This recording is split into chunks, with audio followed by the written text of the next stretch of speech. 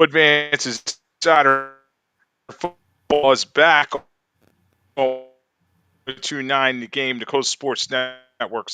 So glad everybody could be with us this evening.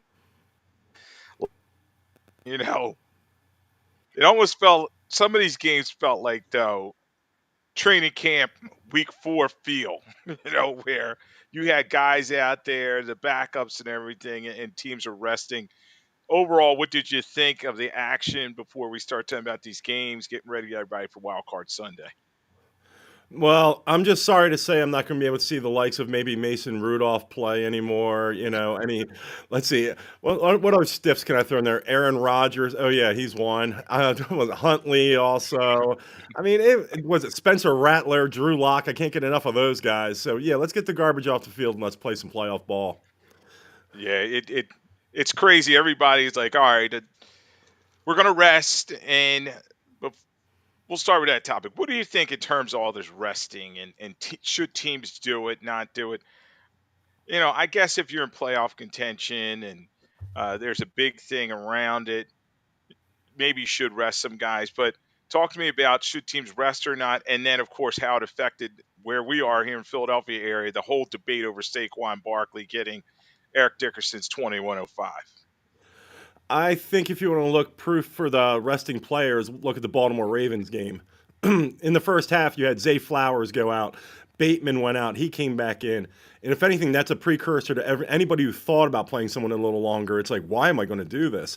And I still couldn't understand why Baltimore in the second half still has Henry and Lamar Jackson on the field when Cleveland's playing their second and third string quarterbacks. You can't beat these guys without those guys on the field. I find that very hard to believe. Yeah, and I feel the same way you do. You just risk reward. That's what Rich Q and I were talking about on his show. It's risk reward. It's not worth the reward, but there's so much risk in putting your star guys out there, especially, it's all about winning a championship. It's not about the records. It seemed like every other play, a guy was hitting an incentive or some kind of record in week 18. But I just think it's more important for these teams to drive to the playoffs, get ready for their opposition there, rather than putting a guy out there in harm's way. And then, as you said, a lot of situations, particularly like Christian Watson with Green Bay Packers, he tears an ACL. We're seeing this too much in these Week 18 games. Could it be maybe there's too many games in the regular season? I'm sure they'll fix that and go back to 16. They won't lose any money on that at all. And then once again, the people paying for the seats and everything else, and we've talked about before, it's big business. But the thing is, somebody has to be on the field for these games. And I mean, you have to give your fan base players that they know. Something that's going to pull them into the stadium. Nobody wants, even the tickets are sold, you don't want a half full stadium. So, I mean, I I lean on the side of resting guys. I mean, sure you got the rust factor maybe, but I would rest. Yeah, and you talk about, you know, uh, the quality of game you're getting for the price. I know that my dad and a lot of Eagles season tickets holders were trying to get rid of their tickets for this week, and nobody really wanted to go to the game because, like as I said earlier, it was a glorified preseason game, and yeah, you're going to get to see uh, players in Eagles jerseys and some guys that did play, but the majority of them are guys that they're backups, and the quality of play was was pretty down. You're looking at what was it, Tanner McKee for the Eagles, and I'm not even sure who the Giants quarterback was. So, I just don't know how the NFL, as you were saying, is going to be able to have what 18 game season. I mean, these games are boring, a lot of them, and they didn't matter, and you had teams where like, okay, let's just finish this up and get to the games that matter. But I just don't see right now that teams could really afford the healthy bodies and the interest in terms of going for 18 games. But as we all know, it's the almighty dollar, and then the collective bargaining agreement is up, I guess, in a couple of years or so they can renegotiate it, and they're going to go for that extra game to incentivize the players. Yeah, a quick story for you, real quick. Lincoln Financial Field was just open, for a short bit. My mom, who's taking me and my brother to the vet to see all our football games and everything else, she thought it was a good idea to get us Christmas tickets to go see the Eagles, the last game of the season. Super Bowl year, everyone's locked up. The Eagles had it wrapped up with like 2 weeks to go, 3 weeks to go in the season. T.O.'s already been out. So once we get to the last game, we get there. Nobody's playing. Literally nobody. Like, we're fans and we're like, we have to check who are these guys. All I remember is Mike Labinjo for the Eagles had like 9 tackles in that game. And my mom, poor lady's just sitting there. She's like, I don't know any of these people. It's like, yeah, mom, thanks for the ticket though. Yeah, I know. It's right. You want to go to the game, but you'd like to see the product be there and know who these players are. So, it is tough talking about these week 18s because, as we said, a lot of these games don't matter. Teams have things locked up. But in the end, it is football. We're all junkies. We'll be back, but it's not a good product. So, moving on to the playoffs, we'll start talking about the teams that are in, and we'll talk about these games coming up. So this week, Philadelphia is pretty much they're the second seed, so they rested their guys. Buffalo rested their guys; they're the second seed in the AFC. Kansas City, number one seed over in the AFC, they're rested their guys. The Rams, I thought that was interesting. The Rams ended up, I think, they, they ended up in the fifth spot. No, in the fourth spot because they won their division. So they're their last division winner. So they're going to play Minnesota, but they rested their guys. They kind of let Seattle, you felt bad for Seattle. Seattle, they played hard, but they knew the Rams had all locked up due to like a confluence of like 10 tiebreakers. They had it over them, so the game didn't really matter for Seattle. But talk about the teams clinching, and do you think they're going into the playoffs on a good foot, or they have some work to do? Because you look at the Steelers, they've lost 4 straight games going into the playoffs. Yeah, Pittsburgh's one of those teams we spoke about over the past month. I'll go back to late November. I thought they were going to be a tough out. I thought the way they were playing at the time, they were gelling. Everything seemed to be going their way. Russell Wilson, resurgence of Russell Wilson, and they're leaking oil at the wrong time right now. Pickens is looking like a petulant child out there. I don't know what some of the thought process is that this guy's doing, but they do not seem like a team that's all on the same page. Yeah, Pickens is going to be interesting because, and we'll talk about him more in a few. I don't want to give away my pick for award, but he's the Mm. leader in the clubhouse. But I couldn't believe the way that the Steelers played, and yeah, everybody always says Mike Tomlin's never had a losing season, but they just they had their chances in that game early on. The Bengals were just dominant, and then the Steelers had that fast and furious comeback, and they just couldn't get the job done. So you tip your hat to the Bengals, but yeah, the Steelers are leaking oil, particularly another game from earlier in the week. I think it was Saturday night too. When you get your take on it, because you're in the Baltimore area, Lamar Jackson, not that it was an incredible performance. He only threw for about 217 yards, but he was able to eclipse 4,000 yards in the season, passing 900 yards rushing in the season. Never been done before in a 35-10 win over the Browns that clinched the AFC North. And my question is Lamar the MVP now? We were talking for weeks about Josh Allen had it sewed up and everything, and Joe Burrow had a great late season push, but Lamar's numbers, if there's late voting, he's going to be the winner. I just find it hard to believe that they want to keep giving the same person hardware over and over again. And that goes for any sport. I mean, Kobe Bryant won one MVP, Shaq won one MVP. Embiid got MVP because they want to give to Jokic again.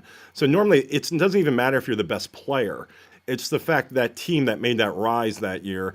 And I think a little bit that's going to fall into it is Baltimore's ineffectiveness in the playoffs. It's like we keep giving this guy MVP awards and he doesn't go forward with it. So Josh Allen, I still think, is the MVP this year. Yeah, it's going to be interesting because like the Pro Football Writers Association, who I have a vote for, we vote after the season, so they do kind of factor in the playoffs and everything. And I just feel like Josh Allen, he's going to win the award because not that it's a career achievement type thing, but I just think, as you were saying, it's his time to win it. He had some really spectacular moments earlier in the season, and unfortunately, it's not as much as Lamar, but Lamar's numbers are incredible this season. I was looking at his passing numbers; they're better than the 2 years that he won the MVP. But the key thing, as you said, Kevin, is they have to have playoff success. And we'll talk about their upcoming game. They're going to play the Steelers, but you know, talk about the pressure. Is there a lot of pressure on Harbaugh and Lamar Jackson to get it done and make some noise in playoffs? Most definitely. It comes down to Harbaugh. I mean, having success during the regular season is good for a certain point. At another certain point, you got to start winning in the postseason. You have to win the Super Bowl, get to the Super Bowl. And these guys just aren't doing it. And they went out and got Derrick Henry this year. That's a guy that's going to put them over. That's the one. Imagine if when the Eagles got T.O., they didn't get to the Super Bowl that year. This whole season's a failure. So it's definitely Baltimore, I think, has to get to the Super Bowl for this season to be a success. Yeah, and the pressure's on them. And speaking of head coaches under pressure and what can happen today, around the league's firing day, typically. Now, it's pretty quiet. I know before we got on the air, we were talking with Angel, our producer, about this. Only so far, only two head coaches, Doug Peterson of Jacksonville Jaguars, and Gerard Mayo, a guy I think you talked about, said was in trouble. Gerard Mayo got hopefully they let him shower after the game because Robert Kraft announced it right after the Patriots won the game, by the way, and then Gerard Mayo gets canned. So talk about those two coaches. Will they get another opportunity and just the atmosphere around them being fired? I think Dougie P was lucky to make it back from London when they played over there. If he would have lost that game there, he might have been gone. For him to make it through the whole season, kudos to him, because I mean, everyone knew he was dead man walking the whole back end of this season. As far as New England, part of my thought process, and I mean, I might be completely wrong on this, but is it because they won the game and cost them the number one pick? And think about it. It's like you have the number one Right. pick coming your way. It's like you're a lot happier than if he just sat there, won a meaningless game, and dropped in the draft. And nobody's winning with that team, by the way, with a rookie quarterback in 1 year. So that was absurd, the fact that he just got fired for that. It just made no sense to me.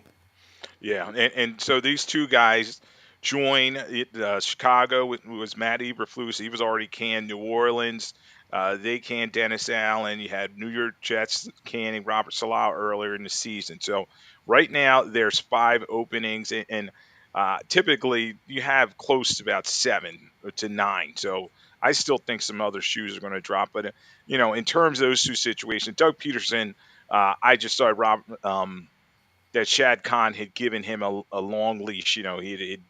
He said, okay, he was very patient with him. He could have fired him. As you said, there were several instances where Jacksonville got blown out. They looked very bad over in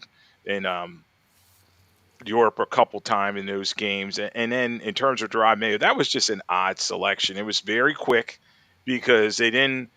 I guess they had a deal in place where they could circumvent the Rooney Rule. He was handpicked guy by Robert Kraft, and to Kraft's credit, he at least said, you know what, this guy is not the guy. Get rid of him. But you'd wish Gerard Mayo had gotten a little bit more time. Obviously, the roster was not the best. Elliot Wolf's brought in there as the general manager. We'll see if he's able to clean that situation up. But a mess in New England, and yeah, they pulled the plug early. So Mayo's out, and wanted to get Kevin's take here on Lloyd Vance's Insider Football on 1029 The Game, Coast Sports Network, on some of the other coaches we talked about on hot seats, and will they be joining Mayo and Peterson? I'll just throw the name out there and we'll just have rapid fire. Mike McCarthy, Dallas Cowboys. I'll start with them because I know you're an Eagles guy. There is a rumor floating around today, and there's always rumors that are going to go around that Chicago Bears, I think it's after like January 14th or something like that, they can speak with Mike McCarthy if there was rumors about that. Why? Why would you want to talk to Mike McCarthy?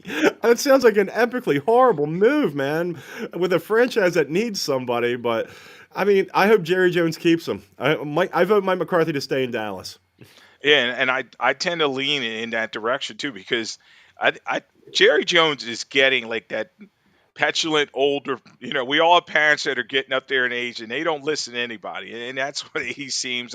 I've heard rumblings around the league that his son Stephen Jones has tried to reel him in, but Jerry Jones, he don't forget he's the owner, he's the CEO of the team, he's the general manager, he is running that team to the end. He's 80 something years old, and I think he likes having people that are yes men around him, and Mike McCarthy. let's face it, he was out of the league. Yeah, he won a Super Bowl many years ago in like 2010 for the Packers, but he was out of the league. Nobody really thought about him, but he's come to Dallas and had a modicum of success. He has some regular season victories, but no playoff success. And I just feel like he can work with McCarthy, and they're probably going to bring him back. They're probably going to blame the season of disappointment this year on injuries. So, yeah, I agree McCarthy's back, but another head scratcher. But it's just a daily soap opera for the Cowboys, so it makes sense that he comes back. Callahan down with Tennessee. You talk about them securing the number one overall pick. Is he coming back? I would tend to think yes. You know, he's only been there a year, so you don't usually typically see one and dones. But is Callahan safe with the Titans? Should be. Should be. If you brought the guy in, I mean, Tennessee, even though they're getting the number one pick, there's a little something there. I don't know what it is. There's a little something there. And you get the quarterback. That's who they're going to get. Sanders, I'll be surprised if he doesn't end up there instead of Hunter.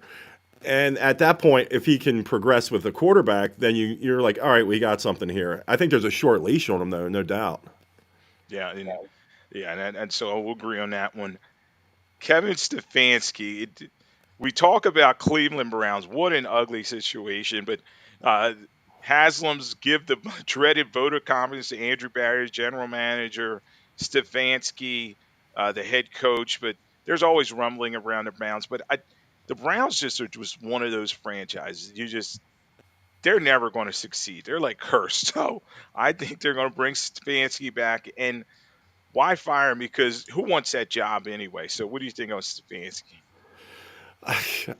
Literally, you can do anything you want. You can bring any coach in that's ever existed through the history of time, and like Don Shula could come back, post mortem, and they're still not going to win.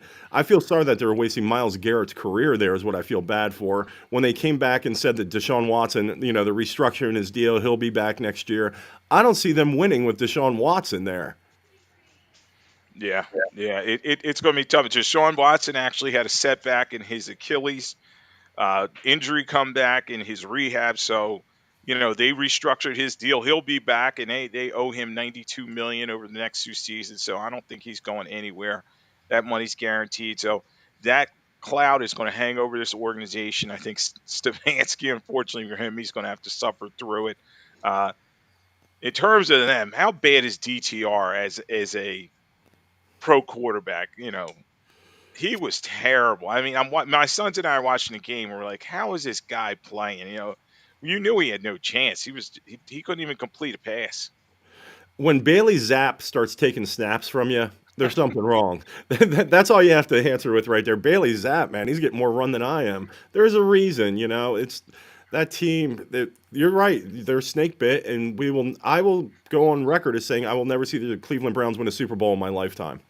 Yeah, I feel pretty safe in agreeing with you there. I think they're one of those teams. You know, Maybe they can turn it around like the Lions have, but I highly doubt it. Uh, he was former Philadelphia guy, and it's interesting. Shane Steichen, they pulled out a win, but the Colts are another one of the team underachieving, um, a weak division, and you would think they would okay they would contend for the championship, but they leaked oil down the stretch. They did not lean on Jonathan Taylor enough, and then you have the whole Richardson thing. Is he really the answer? They put Flacco out there, and obviously Flacco in his 40s is just not going to get done. So Steichen, you know, Ursay's a wild card. You just never know what he's going to do. Um, I think Steichen, there may be conversations about him once the season ends. I think Steichen's put in a spot right now. You have to either win with Richardson or look for a job somewhere else. And the question is, can you win with Richardson? And the jury is still out on that. But give us another year, and we're going to be leaning one way, that's for sure.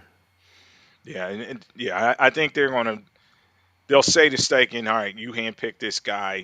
Basically it's hand in glove. So if Richardson fails, you fail. I think, yeah, you're probably right. Steichen's going to come back, but that's a tenuous situation there. Speaking of tenuous situations and loose cannon owners, Mark Davis with the Las Vegas Raiders, Antonio Pierce, interim coach last year, had all that success, and they give him the contract and everything, but to me, it's another undisciplined Raiders team.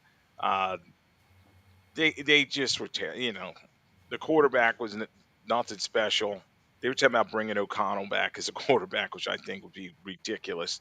But does Antonio Pierce survive this offseason? I don't think he does. I think he has a job right now, as of this moment, last I heard. But do I think he's packing up the office? Oh, yeah. He's got the cardboard boxes. He's loading up his bobblehead collection. It's all leaving right now. Davis is one of those guys, as soon as the next pretty girl walks by, he's on to that one. So as soon as this next college coach comes up, offensive coordinator, be that with Detroit or even Kellen Moore, who's starting to get some, requests about him. I mean, someone's going to come along where he's going to look the other way and Pierce will be gone.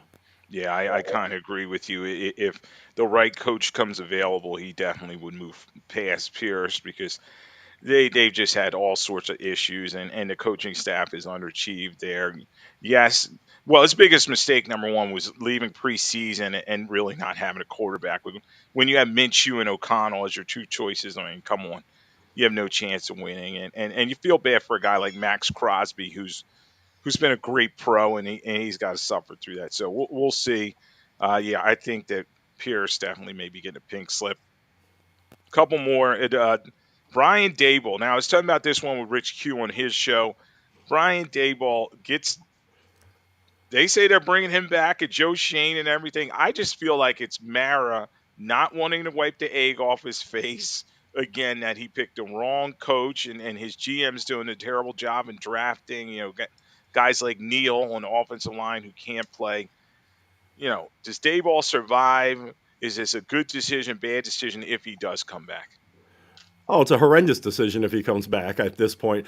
I mean, I think the guy can coach, but with that team they have there, I don't think he's going to be successful there. Especially the GM, as we've seen what the GM's work has laid bestowed upon the Giants fan base. Saquon Barkley, yeah, we don't need him. What happens? The guy's probably Offensive Player of the Year this year. There's poor choices made with that franchise, and until once again it all comes down to until you get that quarterback, there is nothing you're going to do.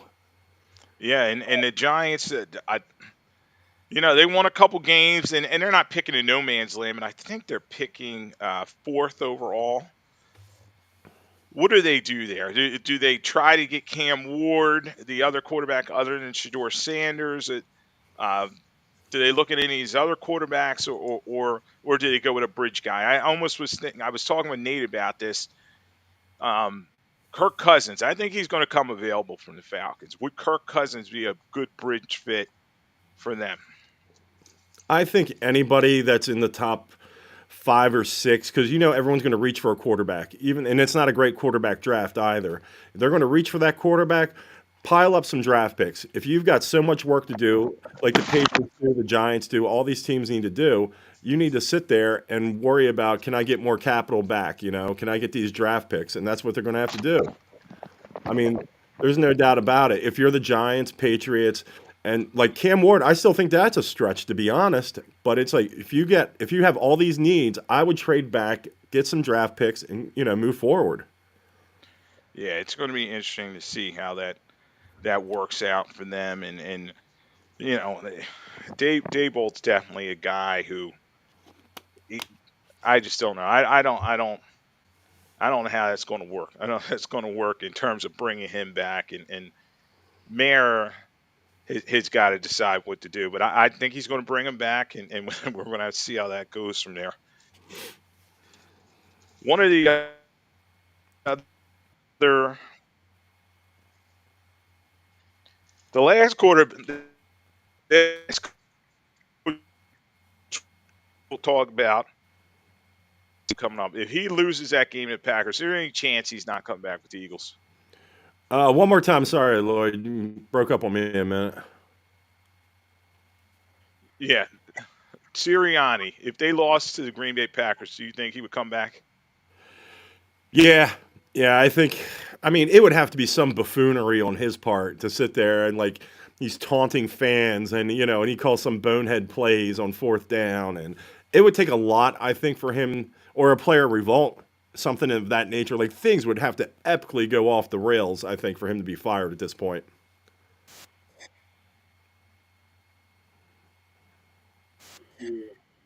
It's crazy because he's won so many games, and you and I, in terms of his X's and O's, he's not the best, but yeah, despite all his history on and all his other stuff that he does do. But yeah, I can see it. We're here on Lloyd Vance Insider Football. A 102.9 game Post Sports Network. We are talking about coaching carousel. Let's start talking about some candidates that are out there. Mike Grable gets an interview with the.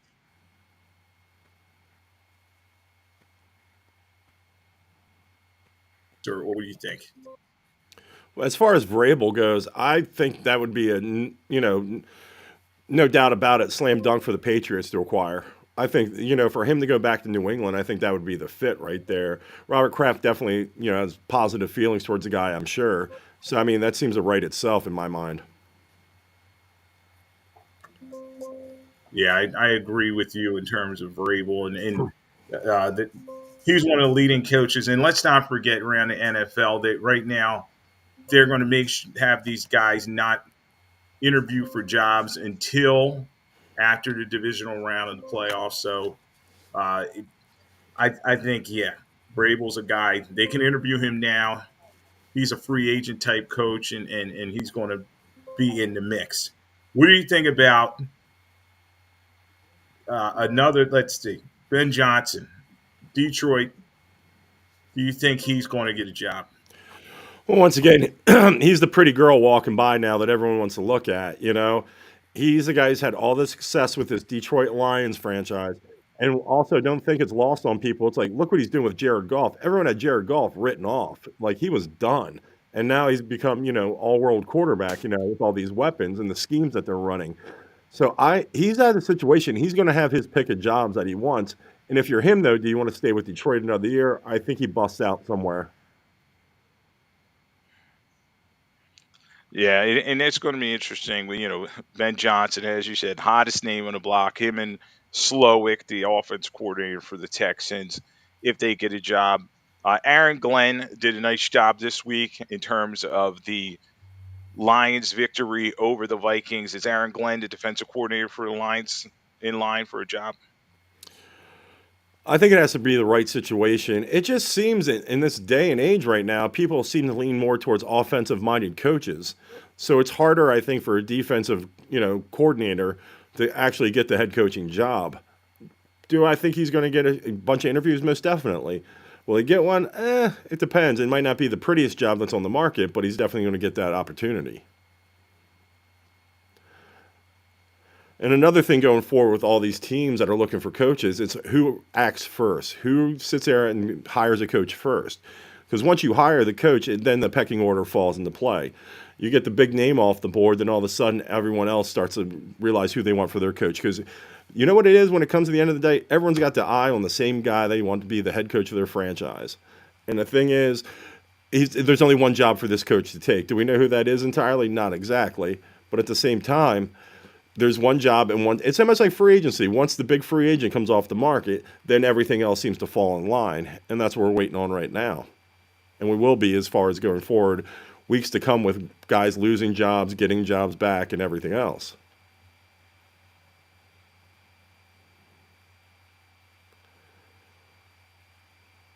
And while we're doing this with a little technical difficulty, a couple things I want to throw out too.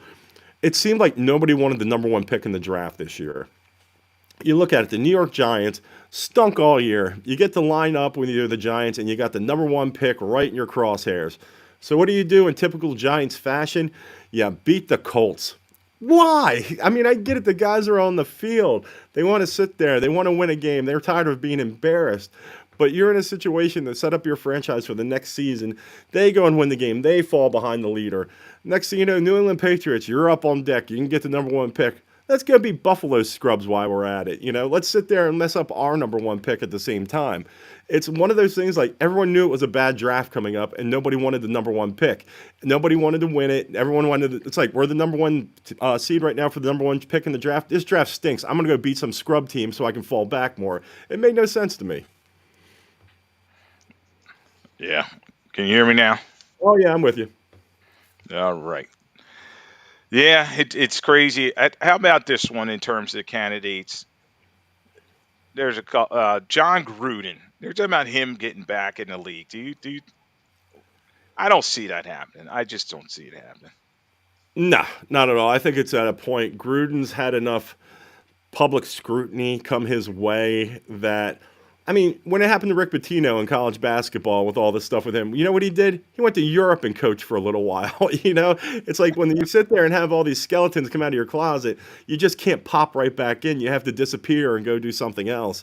And Gruden's just been off the radar too long. If you bring him in now, you're just going for name cachet. Yeah, I think just Gruden's a name, and there's just too much baggage. I don't think an NFL coach will want to do that. How about Deion Sanders? Could him and Shador be a package deal? LeBron, Bronny, they go somewhere. I just think he's better off in the college game. I just don't think he's going to get along with a NFL owner. I don't think Coach Prime wants to put his son through that scrutiny starting an NFL career. Because he's just going to be, I mean, it's hard enough. You're coming to the NFL, say he's the number one pick. You're going to be that guy to save that franchise. Oh, and here's my dad also, who's in the Hall of Fame and gets all the media attention. I don't think he'd put his son through that, to be honest. I don't see him going to an NFL team. I think that maybe Florida State, maybe he goes back there. But right now he's got a good thing going with Colorado, and the NFL game's just so different from the college game, and you have to be a leader of men, and these guys have to respect you at the NFL level. It's just not like a college kid. Urban Meyer found that out where you just tell him what to do, and you know, right now these pros, a lot of them are making more money than way more money than the coach, so it's tough managing them. How about Freeman? Speaking of college coaches, and I'll get your take on the games coming up in college. But Freeman from Notre Dame, he's the hot coach. He's doing a great job, and they're going to play Penn State coming up. What do you think about him? Would he get a look? I hear the Bears actually may be thinking about him. I think Notre Dame's getting a lot of hype over beating a bum Georgia team on their second quarterback, some sophomore kid who can't throw the ball. I think it's typical Notre Dame. They got a touchdown on a fumble before half, and then the kickoff return. They pretty much played to a stalemate the rest of the game if you take those two away. It's Notre Dame. It's the cachet of Notre Dame. It's like the Yankees, the Cowboys in football. It's just like you're Notre Dame. It's like automatic. It's like, oh, we got to give him a look. He has to be good. So I mean, good luck to him, but that'd be a Bears move. Yeah, yeah. I think it's just a name that's out there, and then we'll see. All right, but I don't think. Here on Lloyd Vance Insider Football on 1029 The Game, Coast Sports Network. I'm here with Kevin Midgette. We were jumping around the coaching carousel for a minute. Now we're going to big story out today, and I want to get your take on this. And this is another one where I don't know if it's a generational thing or what. So I was debating with my sons about Tariq Hill. Tariq Hill's trying to talk his way out of the Dolphins, and they're like, well, they're going to trade him. They're going to get rid of him. And I was like, well, in the NFL, the owners have the hammer. He just signed a 3-year, $90 million extension in 2024. They gave him the money, but yesterday he kind of didn't want to play in the game, took himself out, and then after the game, he's like, I'm out of here. I didn't sign up for this. So what do you think of Tariq Hill, and will he have a chance of getting out of there? Let's see. Short answer is probably yeah. I mean, at the end of the day, it's like we look at things differently that aren't in professional sports. It's like, hey, you signed your contract, for this large amount of money on your contract. It's not like that. It's not like that in any sport for the most part. If you sign your contract and you create a big enough stink, they want to get rid of you. They don't want to do it, but at a certain point, it's like you need to go away. So if he keeps, stomping his feet and everything else, eventually he'll probably get his wish. Yeah, and I think maybe he'll get his wish, but they may do it on their terms. Mhm. So, maybe they say, okay, well, we'll give you the Le'Veon Bell treatment for a little bit and make you sit and hold in and hold out, and we'll fine you and all that. And then, okay, finally, we'll let you go.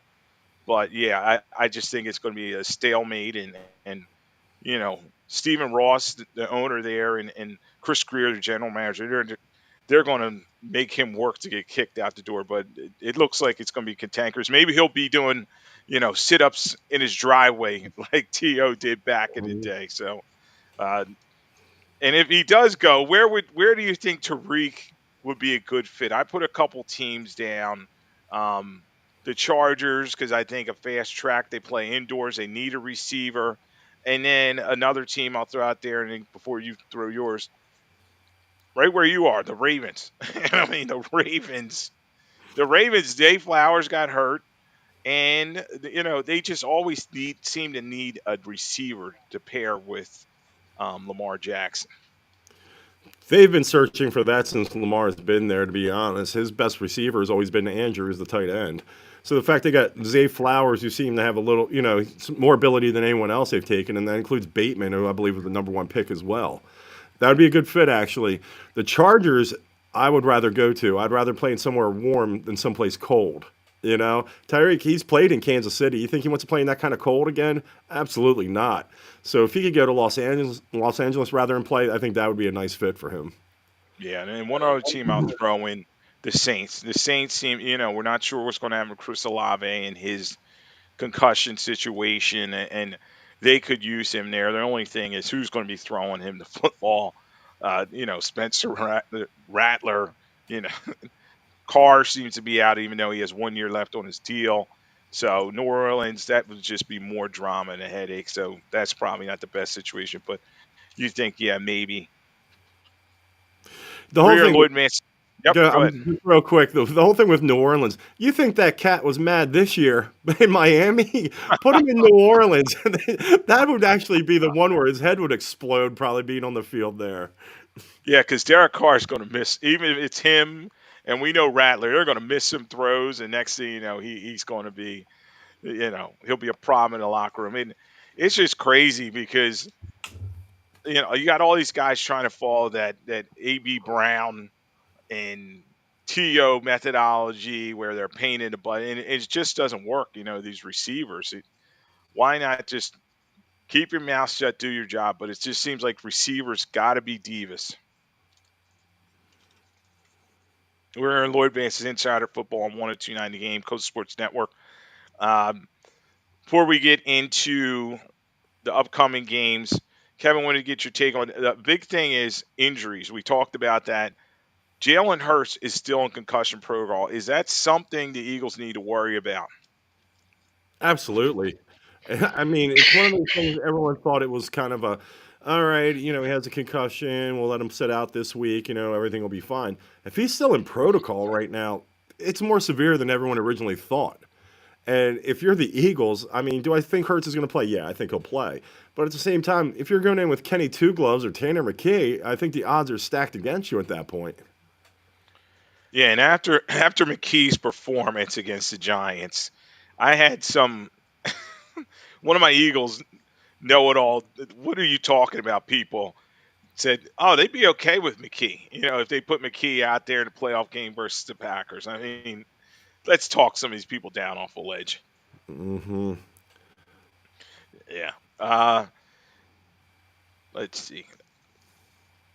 Christian Watson, that was a bad one. Is that going to be a difference in terms of he's always seemed to be banged up and he's very inconsistent. They have other guys like Dobbs, Wicks, and some other, they don't seem to have a number one. They have a bunch of number twos, but is that a big injury for Green Bay? I mean, any injury is significant, of course. That being said, they'll be just fine. Christian Watson has one good game out of every 4 to 5. He's a deep threat, definitely, but you got Jaden Reed out there as well. You have the tight ends also. I mean, Green Bay's going to be just fine without Christian Watson. Yeah, and the last injury we'll talk about, and you touched on it earlier, Zay Flowers, that was a bad injury for the Ravens. When and it was meaningless in a game. They had that all wrapped up. You almost wish he wasn't out there. How significant is that? Have you heard anything? I haven't heard anything official yet. It's a huge injury for that team. A team that has limited wide receiver capabilities to begin with, and you take the best wide receiver they have, and he's off the field. So what's that going to mean more for? Henry runs the ball. Lamar's going to have to run the ball more, and more passes for Mark Andrews. Yeah, that's gonna be significant because I just don't believe in Bateman, and he's very No. inconsistent. Right away when he went down, I said, "Uh oh, they better call Odell because Hmm. Odell Beckham's still out there." I don't I don't know how much he has left, but maybe they should call him. Let's look at some of the games, and we can just touch on some of these because some of them were just terrible. Talk about real quick, Baltimore 35-10 over the Browns. Derrick Henry was dominant. Yeah, Derrick Henry, he's one of those guys we thought about, and I think we talked about him and Saquon in the same kind of vein early in the season. You kind of wanted to limit their carry so they were fresh for the playoffs. And he's one of those guys who doesn't seem to show any signs of wearing down through the workload he's had this season. So I think he's going to be ready to go come playoff time. Playing Pittsburgh once again for a third time, which is always going to be more difficult. Yeah, that's that's gonna be interesting, and we'll talk about the lines on that. And it was Lamar early. They Lamar's getting the Andrews down the field, and then they seem to close the game with Derrick Henry. That seems to be their formula now. And their defense for the Ravens, they're coming along. Finally, Hamilton's making plays. Oway and Roquan Smith. They seem to finally be it. Um, Wiggins had a pick six, so the Ravens seem to be coming along, and we'll preview that game. So that was a good win for them. This was interesting. What the Chicago 24-22 over the Green Bay Packers. Now the Packers, Jordan Love got his elbow banged up, and there was after Brandon McManus made a 55-yarder to kind of okay, they got the win, and you thought it was there. It looked like Love may come back in the game. Would that have been a mistake for the Green Bay Packers? And then you got tip your cap to Santos. That was a big kick for Chicago. They needed that win bad, so they got the win there to end a losing streak. Yeah, there's no need to bring Jordan Love back in that game. You have to think about the future, the playoffs, what you're going for. It's not about beating Chicago, which they barely did the first time they played them this year, also. That was a close game. So it's obviously an ugly game. You got to get ready for next week, and putting Jordan Love in would have been a terrible mistake. Yeah, yeah, I agree. Some of these other games are brutal, but we'll go through. The Dallas Cowboys lose to Washington Commanders 23-19. The quarterback matchup in this was Marcus Mariota versus Trey Lance. I mean, you talk about a relative buying a holiday ticket to a game, and you guys sit through that mess. So, what are we seeing in terms of Washington? I think they're starting to hit their stride a little bit going into the playoffs. Yeah, I think we've talked about before. Washington is ahead of schedule right now. The fact that they're making the playoffs this year in Jaden Daniels' rookie year, I mean, they're playing with house money, in my opinion, right now. Dallas, on the other hand, though, Trey Lance really is like you finally have one game left to Trey Lance, and now you want to find out if he can play or not. It's that whole Trey Lance trade. It doesn't get talked about enough how horrible that was for the Dallas Cowboys. Yeah, that's an all-time, terrible pick for the Niners, and then Dallas makes it worse, and it's another thing. We were talking about Jerry Jones earlier. It's like, oh, I wanted a shiny new toy, you know, Hmm. and he gets them, and he doesn't even use them. He puts, Cooper Rush did a very good job for them, but I kept saying all along they got to see if Trey Lance can play. They traded for him, and he was okay in this game. He missed a bad throw in the end zone where they could probably secured the lead and won the game, but um, Dallas continues being a head scratcher, and and I don't see. Uh, Everybody talks about their playoffs drought continuing, and I don't see that changing. You had the Indianapolis Colts pulling one out 26-23 over the Jacksonville Jaguars. It was the nail in the coffin for Doug Peterson. That was in overtime. Any takeaways from this game? The only thing I remember seeing is Doug Peterson off the field and that visor spinning in the air because he ran off so quick. He couldn't wait to get the hell out of Jacksonville. Yeah, that was one of those, let's get the game over. Can we take a knee in the first quarter? They just wanted out. Yeah, and I think he still has a couple years left on the contract, so Shad Khan will pay him. But maybe they need to probably talk to Trevor Lawrence, and we'll see if Trent Baalke is the general manager. They got to decide on and what they really need to do is find an OC to come in there and teach Lawrence how to be a quarterback. They do look like they do have a very good receiver in Brian Thomas Jr., one of the exciting rookies out there. We'll go over our end of season awards probably on another show, but he's definitely a name you got to look at. But Jacksonville, yeah, that was kind of like a game where you're like, it's what could have been for the Colts. And in Jacksonville, you knew that they were going to get rid of Dougie P after it.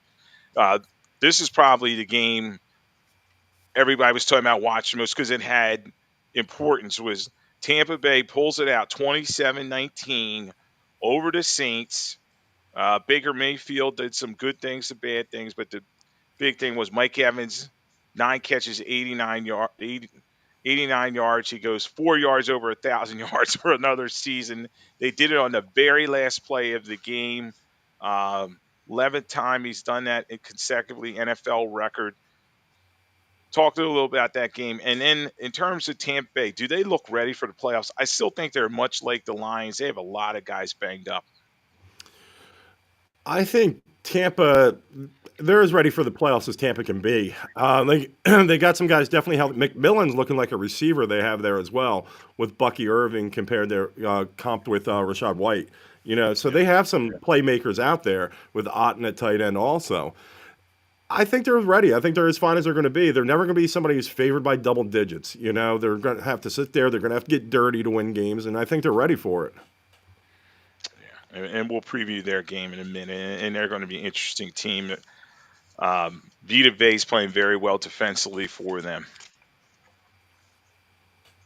And you're talking about, limping, their season ending in a whimper, but for one team, and then another team, hey, maybe there's some excitement in town. The Carolina Panthers go to Atlanta. They win 44-38, high-scoring game between Young and Penix.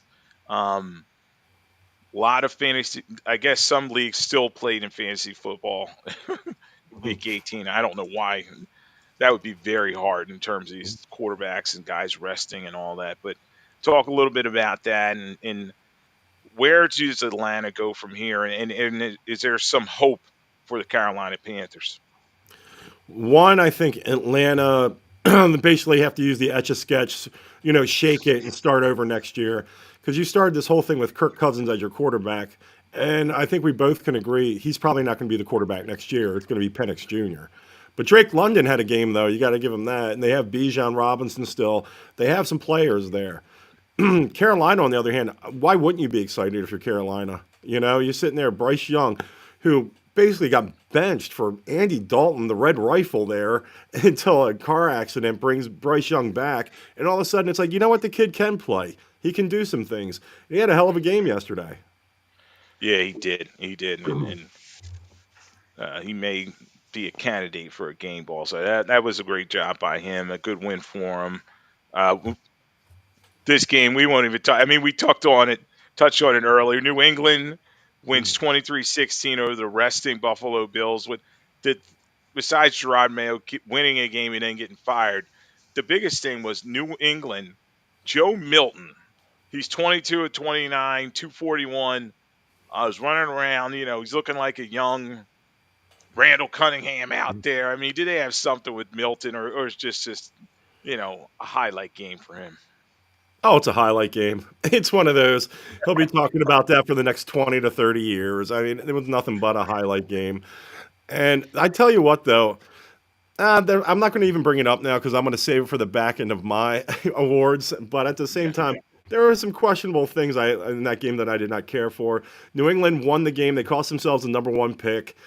Terrible job by them. Absolutely terrible. And I'm not saying that because I'm bitter and I put them on my parlay tickets because I'm like, there's no way they let New England win this game give up the number 1 pick. Oh, it happened.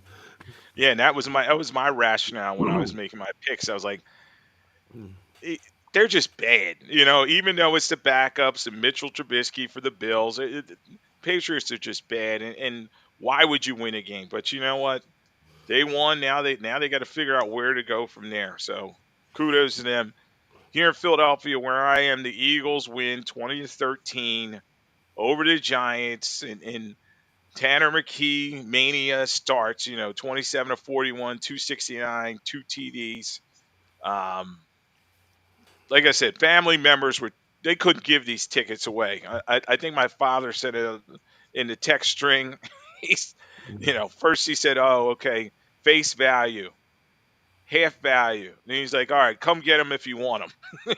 That's the way it Mhm. was in terms of this game. But for a little kid that's never been to a game, okay, they have no idea, and they just wouldn't go to that stadium. That's a good thing for them. But talk about this win. And are the Eagles ready for the playoffs, or what are you thinking? No, no, I don't think they're ready for the playoffs, to be honest. And it's mainly because of the quarterback position. By the time Jalen Hurts gets out there, he will not have taken many meaningful snaps in almost a month. So if he gets out there with a little rust on his arm and they, can't get out of the box, and the Eagles have done so well scoring in the first quarter this year as well. So you're just assuming nothing gets going until about the second or third quarter. They're behind the eight ball right there if Green Bay can score, to see, and it's going to be dependent on how Jalen Hurts comes out. Yeah. And then looking at the comments here, we have one Mr. Steelers fan. Guys, I think this is upset week in the AFC come card playoffs. These wild card defenses are nothing but good. Interesting. And yeah, I think we are going to have some interesting matchups coming up, and we're going to go over the games and the odds and all them. We're just finishing up a couple of the games from this weekend, but obviously Kevin and I were both talking about all the terrible quarterbacks and backups that played in these games. Before we get to our weekly awards, we got to talk about the last two games. The New York Jets win 32-20 over the Miami Dolphins, and the story of two quarterbacks. You had Huntley, who was spot starter for the Dolphins, who was terrible this week. But I wanted to get your take on Aaron Rodgers. They're running trick plays with him. He's all smiles, and it's bouquets for him. He goes 23 of 36, 274, 4 TDs, 1 interception. I just felt like this was, Aaron Rodgers tribute day, and he's done. So I know he's a year left with the Jets, but I think they're going to step away from him and see you. Don't let the door hit you. I think Aaron Rodgers needs to cut the sleeves off his shirt and go sit on Pat McAfee's lap. And they can sit there and talk all day about football. The way he threw that ball back to Devontae Adams and got him blown up on that play, that was terrible. Yes. Yeah, it's like, yeah, I'm done with the Aaron Rodgers for life. I'm good. He can just go, and I'll see him when they induct him in, the Hall of Fame, and that's about it. I'm good with Aaron Rodgers. Yeah, and he's 41. He's got nothing else to prove, and Nate was watching a show on Netflix, his documentary show. I was like, I'm not watching this. You know what I mean? He's like he's like one of those philosopher guys, in a hash house somewhere, just running his yapper.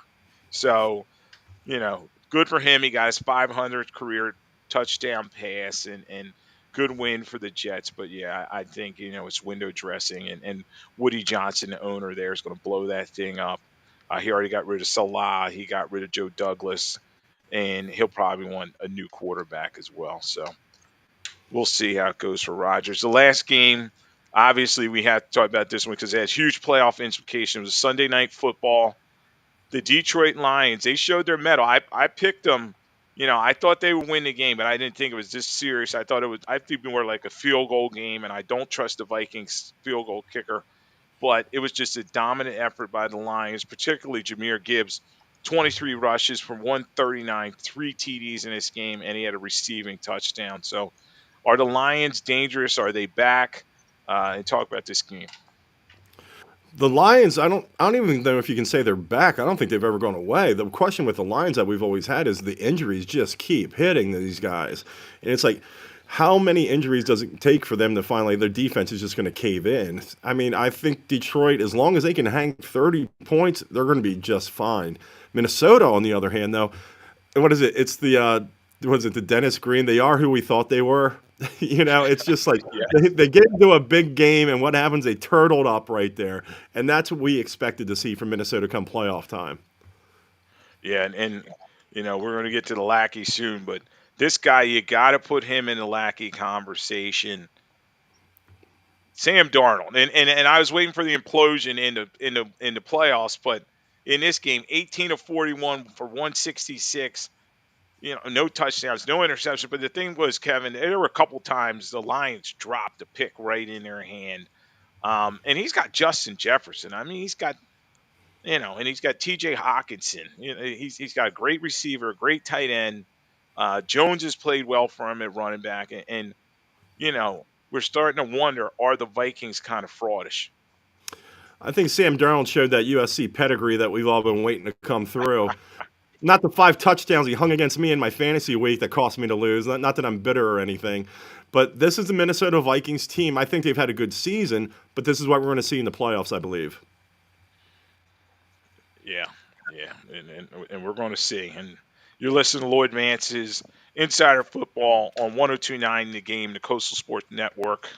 So glad everybody can be with us. Thanks for the comments. I'm looking at them, and we're going to go over the upcoming wild card round in a minute, talk about odds and all that. But the first thing we do every week, and everybody loves it, we talk about our game ball winners and our lackey. I'll go with game ball winner first. I'll let Kevin give his pick, and then I'll go.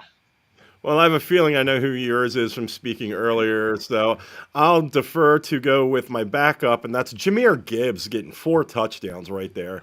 I mean, with Montgomery out, he's had to shoulder the load by himself, and he's more than capable of doing it. So definitely in a big game, Jahmyr Gibbs for me. Yeah, Jahmyr Gibbs was just explosive, and they need that because with Montgomery out, and Goff is pedestrian. He's a game manager. He's going to have some nice throws, some on Rossi Brown here and there, Jameson Williams, but good win for them, and Jahmyr Gibbs is definitely showing his value. I tipped my hand earlier.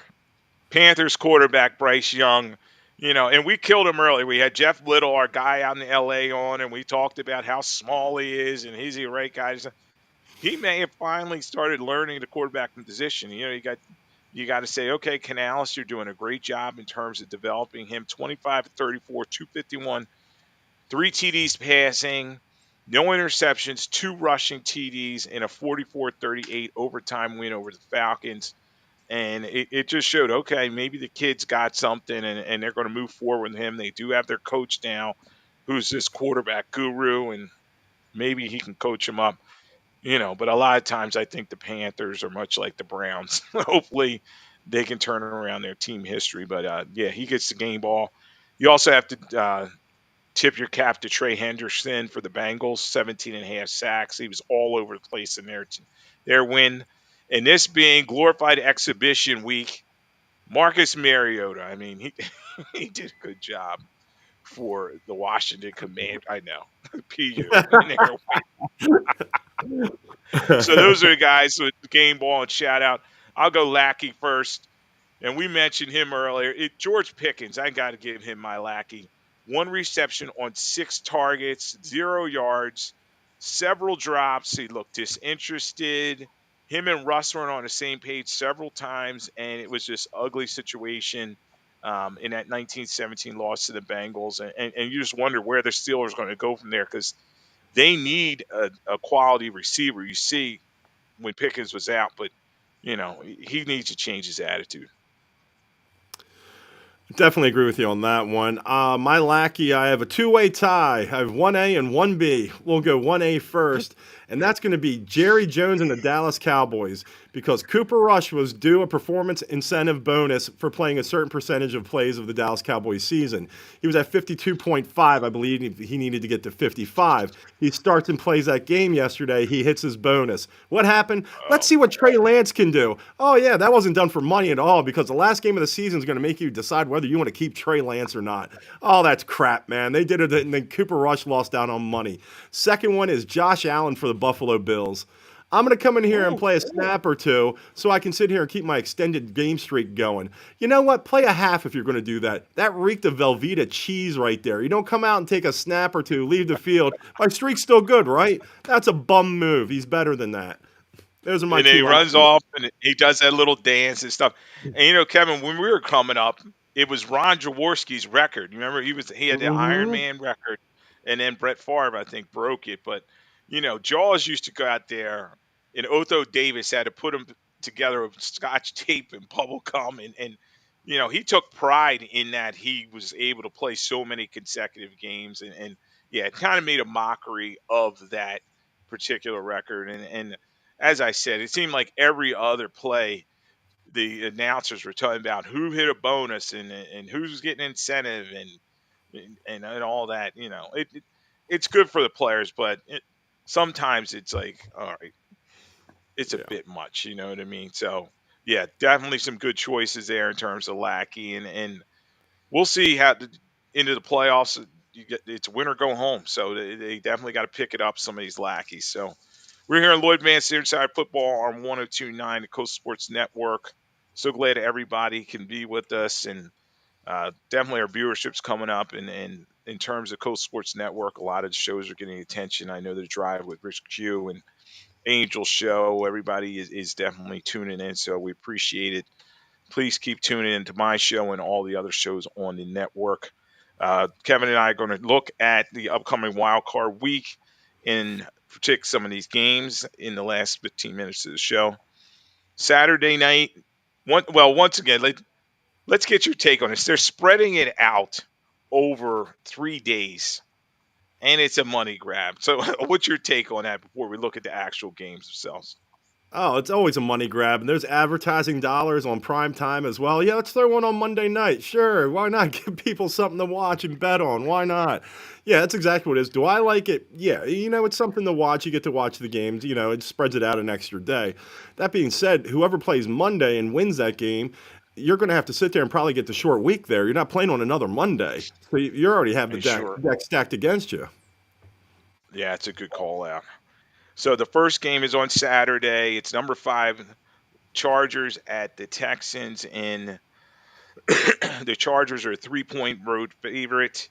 Over under 43 and a half. So it's on CBS and also on Prime Plus streaming. So like I said, yeah, they're getting all the networks and everything, and been back and forth in this one. The Texans did win this week. I mean, the game was meaningless, and no one, Davis Mills was a quarterback, but CJ Stroud and them, they will be home.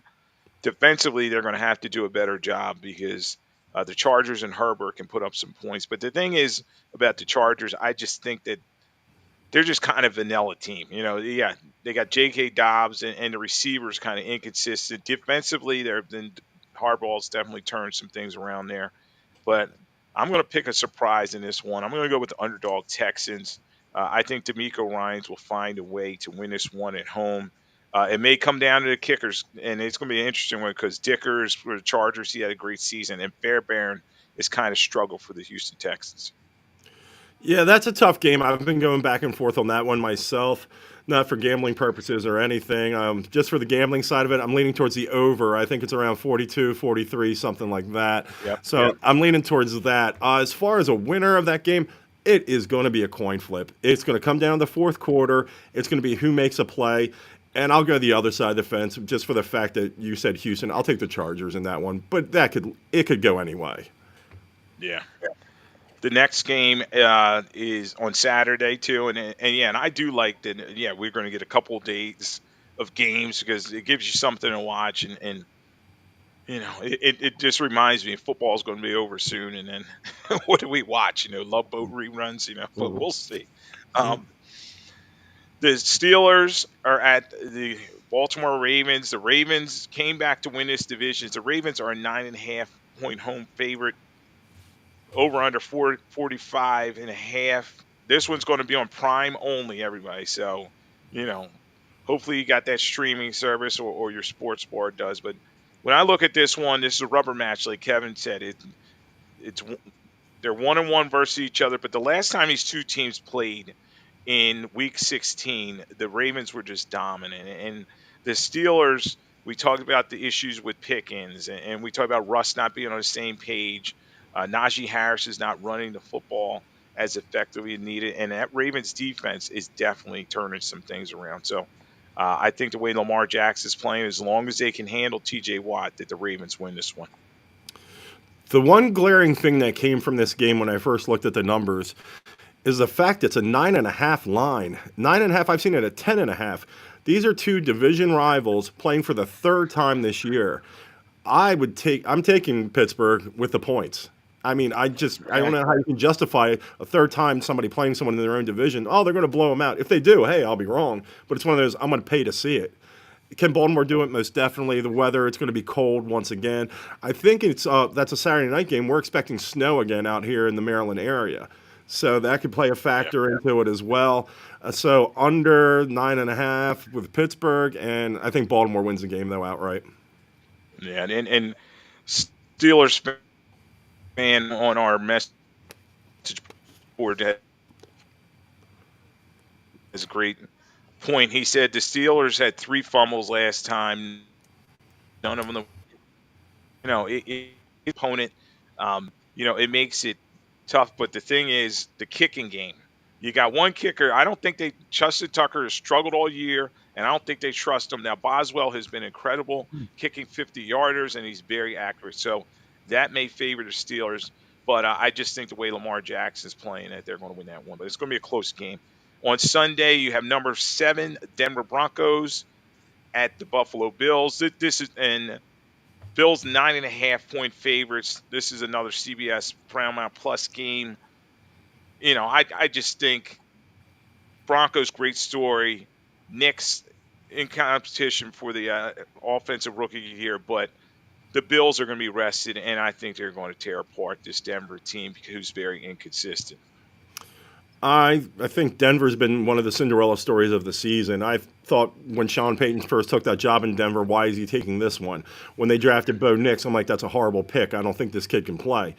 And sure enough, they're in the playoffs. Like you said, Nix is up for Offensive Rookie of the Year. They've had a great season. And then, once again, they're ahead of schedule, much like Washington at this point. But there's no way Buffalo loses this game. I'd be shocked if they did. Yeah, I agree with you.